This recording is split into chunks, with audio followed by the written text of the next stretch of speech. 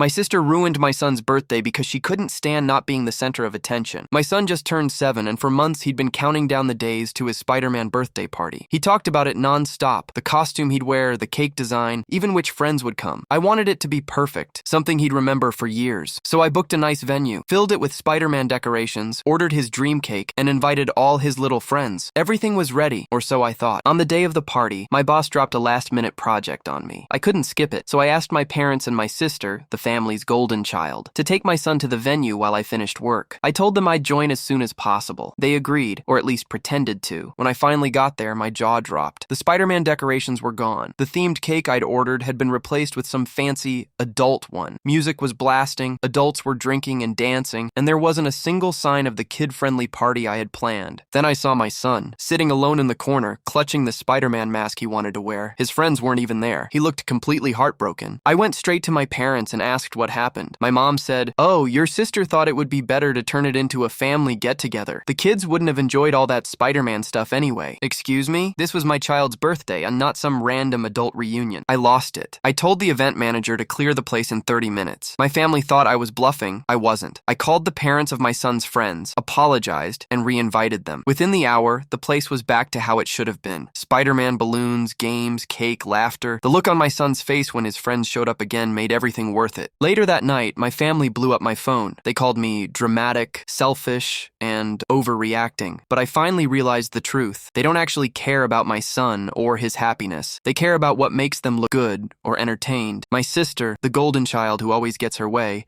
tried to make my kid's day about her. Well, not anymore. My son comes first. And if that makes me the bad guy in their story, I can live with that.